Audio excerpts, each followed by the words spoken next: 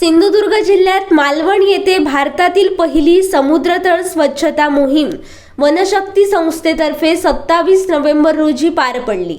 ही मोहीम 1 हेक्टर क्षेत्रात 150 मिनिटांमध्ये 6 स्कुबा डायव्हरच्या मदतीने राबवून सुमारे 300 किलो कचरा समुद्रातून बाहेर काढण्यात आला। ही मोहीम महाराष्ट्र प्रदूषण नियंत्रण मंडळ, भारतीय मत्स्य सर्वेक्षण, नीलक्रांती संस्था आणि यूथ बीट फॉर एन्व्हायरमेंट यांच्या सहकार्याने सिंधुदुर्गच्या किनारपट्टीच्या पाण्यात आयोजित करण्यात आली।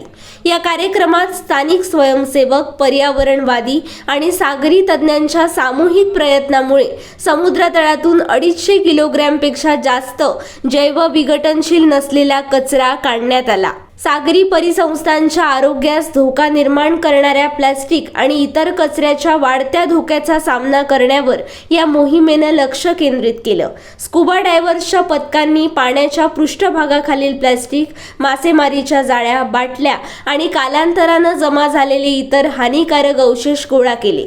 समृद्ध जैवविविधता आणि स्वच्छ किनाऱ्यांसाठी ओळखल्या जाणाऱ्या सिंधुदुर्गमधील या सागरी परिसंस्थेचे संरक्षण करण्याच्या उपक्रमामध्ये ही स्वच्छता मोहीम अत्यंत महत्त्वाची आहे।